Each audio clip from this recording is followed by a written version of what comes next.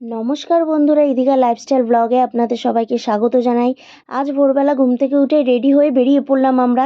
দেখুন, রাস্তায় কিন্তু একটাও গাড়ি নেই, তাই পায়ে হেঁটেই চললাম তিনজনে। সামনে গিয়ে একটা ট্যাক্সি পেয়েছি, তাই ট্যাক্সি করে হাওড়ার উদ্দেশ্যে রওনা দিলাম। অ্যাকচুয়ালি আমাদের হাওড়া থেকে ট্রেন ধরার কথা ছিল, বাট হাওড়া পৌঁছে জানতে পারলাম ট্রেন অনেকটাই লেট, তাই আর ট্রেনের অপেক্ষা না করে আমরা হাওড়া থেকে ধর্মতলা চলে এসেছি। ধর্মতলা থেকে বাস ধরেই চললাম আমাদের গন্তব্যস্থলে।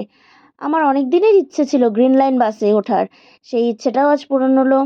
আমরা তিনজনে বাইরের দৃশ্য উপভোগ করতে করতে যাচ্ছিলাম, কিন্তু তার মধ্যে আবার মিষ্টি ঘুমিয়ে পড়েছে। আমি আর মিষ্টিকে ডিস্টার্ব করিনি, যেহেতু অনেকটা রাস্তা তো, একটু ঘুমাক, রেস্ট নিক, কারণ অনেক ভোরবেলা উঠেছে ও আমাদের সাথে।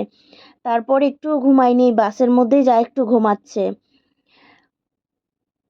সে এক ঘুমে মিষ্টি আমাদের ওই গন্তব্যস্থলেই গিয়েই উঠেছে। কিন্তু মিষ্টি অনেকক্ষণ বাসে বসে খেলাও করেছে, কবিতা বলেছে, ফোন দেখেছে, তারপরে ঘুমিয়েছে অবশ্য। অনেকক্ষণ খেলা করেছে। এই যে এই রাস্তাটা তো অনেকে বুঝতেই পারছো, দেখো এই সামনেই একটা গেট দেখা যাবে।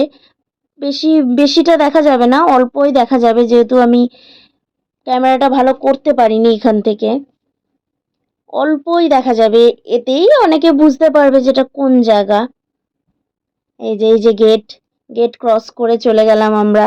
এবার তো অনেকেই বুঝতে পেরেছো কোথায় চলে এসেছি, দীঘা। মিষ্টির তো খুব আনন্দ, ও খালি সমুদ্রকে বলছে মা নদীতে নিয়ে চলো, নদীতে নিয়ে চলো, নদীতে নিয়ে চলো। আমি বলছি কি, না বাবা, পরে যাব, পরে যাব। এই ভিডিওটা ভালো লাগলে লাইক করে দিও, চ্যানেলটা সাবস্ক্রাইব করে দিও। Tata, bye bye.